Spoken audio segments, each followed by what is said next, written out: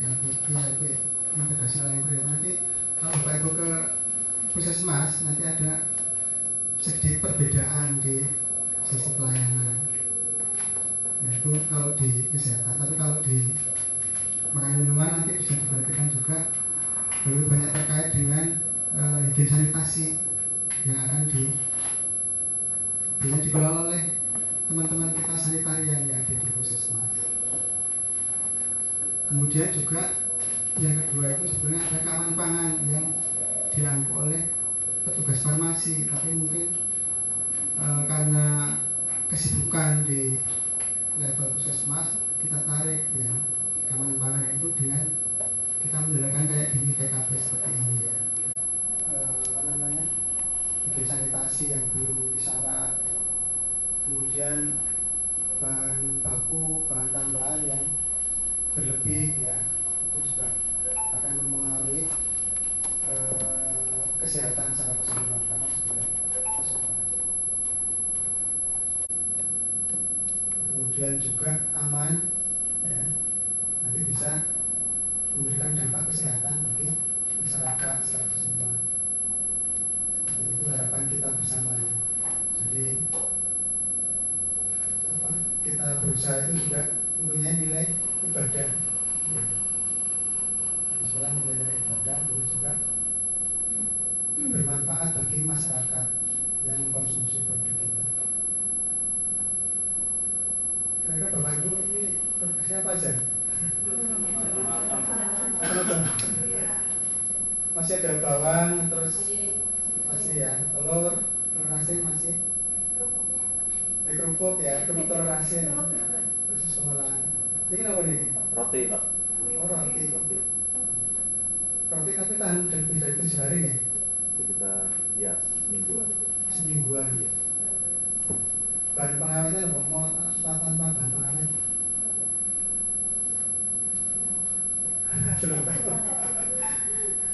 Mungkin ada tambahan ya, yang ditambahkan, cuma mestinya ya ada bahan pengawet yang diperbolehkan, ada yang enggak. Terus kalaupun yang diperbolehkan nanti ada kadarnya.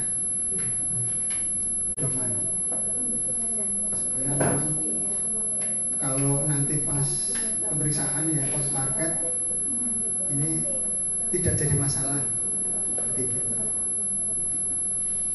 Karena BPOM ini sekarang juga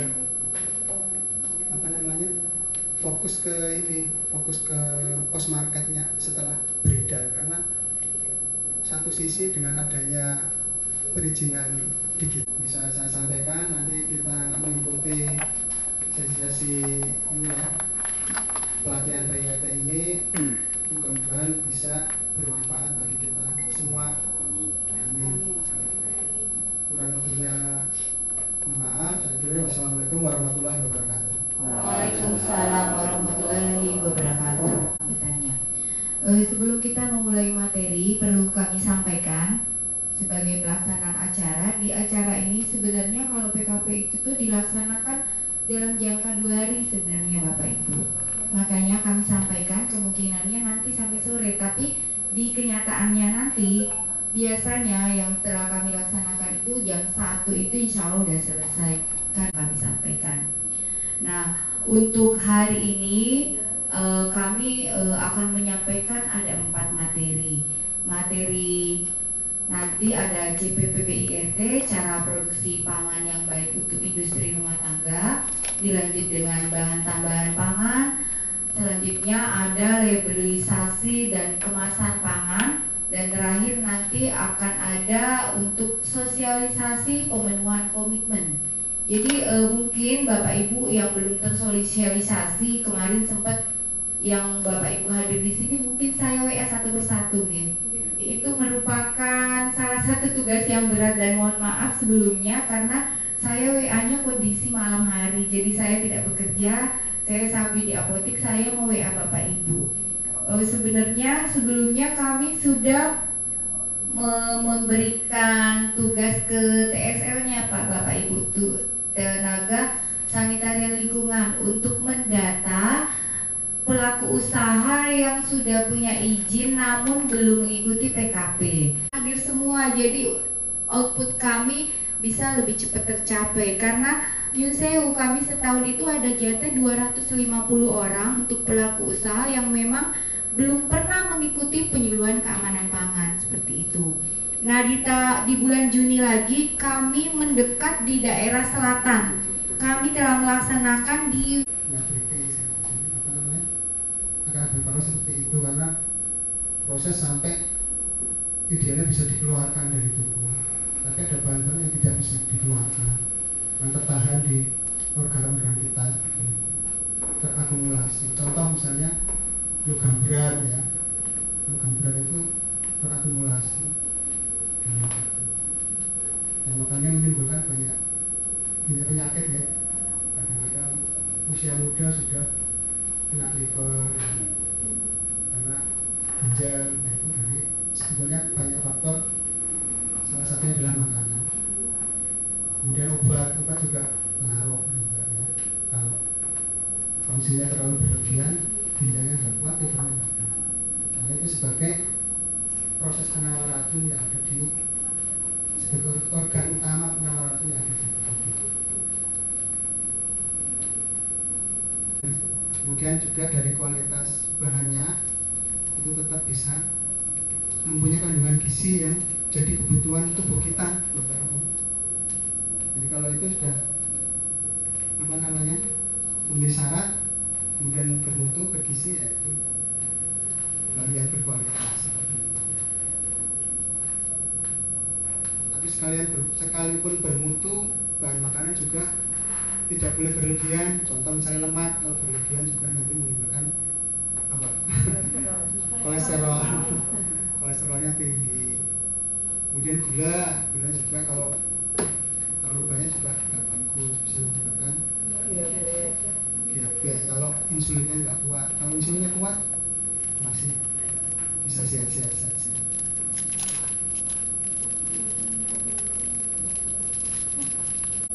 Isunya yang kemarin-kemarin ini ya, sebagai bahan pemicu berbagai macam penyakit ya.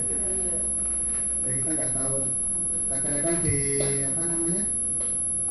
mungkin dari pihak industri juga mengadakan riset pembanding, tapi di lapangan kenyataannya memang bisa menimbulkan beberapa gangguan ya kalau dikonsumsi dalam jangka panjang dalam jumlah berlebihan.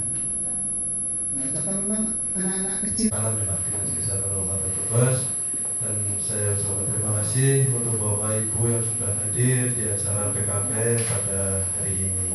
Semoga pertemuan ini memberikan manfaat untuk kita semua dan usaha Bapak Ibu lancar dan yang jelas mutunya terjamin sehingga bisa dikonsumsi dengan aman oleh orang lain atau masyarakat. Baik, mungkin saya akan sedikit menjelaskan. Ini saya mau tanya dulu sebelum saya menjelaskan. Bapak Ibu di sini sudah memiliki izin PIAT semua? Sudah ya? Oke. Untuk perlu ribet atau tanpa perlu kesulitan dalam mengurus izin perizinan. Kalau dulu sebelum ada peraturan nomor 5 tahun 2021 itu pemohon untuk mengurus izin PIAT itu lama Pak, karena harus melalui proses penyuluhan dulu. Kalau sekarang itu dipermudah, Bapak hanya perlu input produk Bapak di bagian komposisi, kemudian Ibu ngurus nanti NIB, nanti setelah itu 30 menit itu bisa keluar izinnya.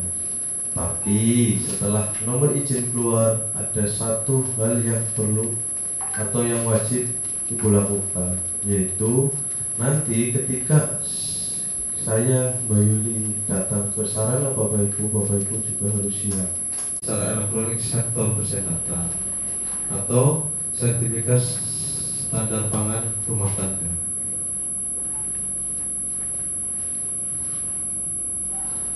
Nah, itu pangan. Pangan adalah segala sesuatu yang berasal dari produk pertanian, perkebunan, kehutanan, perikanan, peternakan, dan lain sebagainya yang diolah maupun tidak diolah diperuntukkan untuk makanan atau minuman. Nah, itu yang dimaksud dengan pangan. Kalau pangan olahan jelas panganan atau minuman hasil dari proses pengolahan. dengan metode tertentu. Itu pangan olahan. Jikalau pangan produksi, ya. Nah, ini untuk tahapan-tahapannya. Ini bagi nanti yang belum tahu ya. Biasanya kan kalau IRT itu dikelolanya atau dikumpulkan secara bersama-sama, ada ketua kelompoknya. Nah ini karena ini saya ketemu umumnya langsung, jadi ini sih sebagai gambaran saja tahapan-tahapannya seperti apa. Yang pertama adalah pengajuan ke DPMP TSP, Dinas Penanaman Modal, kantornya ada di Mall Pelayanan Publik. Nah untuk pengajuannya permohonan ke Dinkes. Nah ini dulu itu seperti itu. Ini kalau untuk pelatihan PKP permohonannya langsung ke Dinkes. Pengajuan permohonan SPP IRT ada beberapa syarat, yaitu NIB, sertifikat pelatihan PKP, desain label kemasan, dan lokasi dan foto. Mati, jangan baru perpanjang. Yang ada nanti produk ibu ditarik dari pasar ataupun nanti yang biasa ibu order nggak mau, takutnya dikembalikan kemana-mana. Nah ini ada perubahan, kalau ada perubahan pemilik atau penanggung jawab itu dilaporkan langsung ke DPP TSP, jadi tidak perlu ke Dinas Kesehatan. Dengan Pak Isa dan Bu Yuli terkait untuk nilai kandungan gizi, dan ada yang saya mau tanyakan terkait di luar pangan Pak Isa, misalkan pada minuman ya Pak Isa untuk kandungan. Jadi pertanyaan ini saya agak sedikit panjang sih Pak Isa, ada 3. Jadi yang pertama itu bagaimana cara untuk membuat produk dan ingin mengetahui nilai kandungan gizi, akan tetapi pada nomor serinya belum ada, misalkan seri minuman 1057 tentang fermentasi. Yang pertama, yang kedua, sedangkan saya mau mengembangkan produk itu misalkan untuk fermentasi, jadi saya itu kan ini lagi merancang produk minuman untuk susu fermentasi, karena kan nantinya saya kan dituntut oleh kampus untuk membuat minuman susu fermentasi, misalkan susu fermentasi sapi misalkan ya, dengan buah jambu. Nah itu apakah itu bisa yang merusak, apakah kontra atau tidak, dan lebih besar mana untuk kandungan untuk vitaminnya?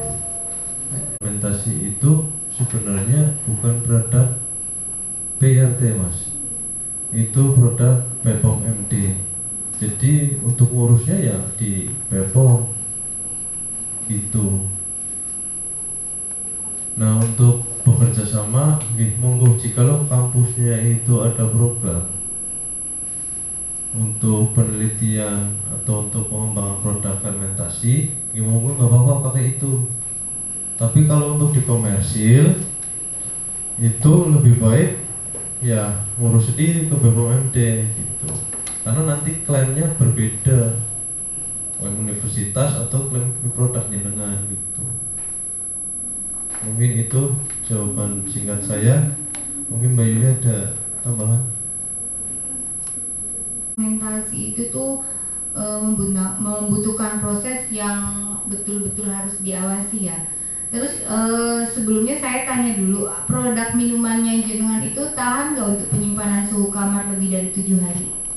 Kurang lebihnya mungkin 2 hari Bu, karena kan ada susunya Bu. Nah, kembali lagi kita, kalau makanan yang produk izin edarnya IRT itu tuh satu makanan yang penyimpanan suhu kamar lebih dari 7 hari. Jadi kalau ada di antara Bapak Ibu yang mempunyai produk kurang dari 7 hari, terus penyimpanannya juga harus di kulkas. Nah itu tuh kalau untuk sementara, misalnya produk siap saji, terus yang susu seperti yang tadi jenengan sampaikan, itu tuh izinnya LSHS, izinnya layak sehat. Nanti dia ada sendiri kursus sebelum diterbitkan, dan sebelumnya ada izin laboratorium. Jadi boleh jenengan lanjut aja, nanti bisa menghubungi tenaga sanitarian lingkungannya TSL di puskesmas. Kalau Ketanggungan itu sama Bu Cuwiri. Nanti di sana akan dibantu untuk mendaftarkan kursus. Karena sebelum terbit izin dari LSHS-nya itu tuh harus melalui kursus jasa boga dulu. Ya Bu, ada yang balado, ada yang jagung, ada apa itu kan sekarang ada yang praktis gitu ya. Gimana caranya untuk kemasan itu tuh bahan tambahnya itu bagus atau sehat gitu untuk dikonsumsi. Itu aja. Terima kasih. Assalamualaikum warahmatullahi wabarakatuh. Aman untuk dikonsumsi gitu pertanyaannya Bu. Ya. Nah, aman untuk dikonsumsi tadi sudah disampaikan sama Pak Topo materi yang pertama. Yang aman untuk dikonsumsi itu tuh lihat izin edarnya. Yang pertama sekali itu kalau izin edarnya BP POM MD kan sudah ada ya. Kayak Antaka itu udah BP POM MD. Walaupun selain itu juga ada yang sudah izin PIRT, kalau saya menyarankan yang paling aman itu pakai produk yang izinnya BP POM MD. Karena itu untuk pemeriksaannya dia teratur rutin. Mereka harus memeriksakan produknya. Jadi kita yang memakai dan mengkonsumsi pun juga aman untuk menggunakannya. Seperti itu Bu. Saya bantu Bapak Ibu sering WA nanyain Bapak Ibu, saya dari Dinkes, Ibu udah PKP belum? Ibu punya izin apa enggak? Kayak gitu. Sebenarnya bukan apa-apa Bapak Ibu, saya menanyakan seperti itu ya seperti yang tadi saya sampaikan, menanyakan sudah PKP apa belum. Kalau misalnya sudah, saya biasanya minta dikirim foto PKP-nya. Kalau sudah diterbitkan, Bapak Ibu sudah ada yang punya sertifikatnya, minta tolong disimpan baik-baik karena sebenarnya sertifikat itu berlaku seumur hidup. Ya. Jadi kalau misalnya pun nanti misalnya mau perpanjangan nih, Bapak Ibu tidak berkenan mengikuti penyuluhan, boleh sepanjang punya sertifikat. Nanti bisa diperlihatkan ke petugasnya kalau Bapak Ibu sudah mengikuti penyuluhan keamanan pangan. Nah, saya apoteker Amin, farmasi, makanan, minuman, dan perbekalan kesehatan. Jadi di seksi kami itu tuh juga ngurusi alkes. Jadi saya itu udah ngurusin obat juga. Kalau keseharian banyak berkunjung ke apotik, ke toko obat, klinik. Kalau ada Bapak Ibu yang punya apotik, sebelum terbit izinnya nanti kami visitasi dulu. Saya bersama Pak Isa biasanya turun ke lapangan memverifikasi sesuai apa enggak untuk mendapatkan rekomendasi. Nah kalau dulu juga PIRT seperti itu, sebelum keluar izinnya PKP dulu, nanti kami visitasi. Jadi sebelum divisitasi izin tidak akan keluar Bapak Ibu. Kalau sekarang mah enak ya, nggak usah nunggu petugas visitasi, belum jadwalnya diatur susah, akhirnya izinnya keluarnya lama. Makanya yang harus dimiliki pelaku usaha, hal-hal apa aja yang harus diterapkan di sarananya. Sebelum Bapak Ibu sudah berkecimpung terlalu jauh, dasarnya dulu tahu apa yang harus ada, apa yang harus ditetapkan di sarananya, ya seperti itu. Nah, seperti namanya jadi pedoman. Pedoman CPPOBIRT, cara produksi pangan olahan yang baik di industri rumah tangga. Ada IRT-nya ketinggalan. Biasanya CPPOBIRT. Kenapa nggak mau berhenti? Sesuai dengan selera konsumen. Dan bukan cuma selera aja, kita harus lihat untuk keamanan produknya itu dikonsumsi. Serta produk yang kita hasilkan itu juga diharapkan bermutu serta halal. Ada yang sudah punya sertifikat halal sesuai dengan tuntutan konsumen, baik itu konsumen domestik maupun internasional. Kalau domestik itu biasanya untuk kalangan kita masih di dalam negeri, untuk kepentingan wisata biasanya yang banyak itu produk IRT-nya berkembang yang punya daerah wisata, dan pasti dilirik sama pengusaha-pengusaha IRT karena untuk memasarkan produknya itu pengembangannya lebih cepat. Misalnya kalau di Brebes itu tuh dulu ada pengembangan desa wisata. Salah satunya yang sempat dilirik oleh BP POM itu Desa Wisata Malahayu. Kami pernah adakan program seperti ini, semua pengusaha, pelaku usaha yang punya produk, baik itu produk IRT maupun produk jasa boga, diberikan BIMTEK sama dengan ini, penyuluhan keamanan pangan oleh BP POM, tapi diselenggarakan oleh Dinas Kesehatan. Kami narasumbernya. Nah, selain Malahayu juga ada Kalilingi, ada yang dari Kalilingi di sini, Pandan Sari. Bapak ya, produknya apa Pak? Makanan kering. Makanan kering. Sama basah. Kayak goyang, apa ya? Aku sering bilangnya jarang goyang. Apa ya Pak? Kembang goyang, iya. Kembang goyang, iya. Kembang goyang ya Pak? Ya. Oh iya. Keamanan pangan itu tuh berlaku seumur hidup. Misalnya udah punya nggak apa-apa ya, udah Bapak ikut di sini itu namanya penyegaran ya Pak. Kalau misalnya udah punya, nanti kami yang memverifikasi itu ikutnya yang baru aja, karena OSS kan itu akhir Desember 2021 itu baru mulai OSS. Bayangkan Bapak Ibu, OSS itu baru di tahun 2022. Jumlah PIRT di Brebes aja itu sejumlah 375 setahun terbit Pak. Itu banyak banget, itu tahun 2022. Terus tahun 2023 terbit 355 nomor. Itu masuk di datanya kami semua. Nah, ini tahun 2024 sampai terakhir saya membuka aplikasi kemarin di bulan Desember, itu ada 187. Sudah mulai berkurang. Tapi sedihnya saya, begitu saya mencari data dari PIRT-nya, ada beberapa yang sudah nggak produksi. Jadi ada yang berizin itu sebenarnya tidak ada produk, tapi untuk mendapatkan bantuan UMKM.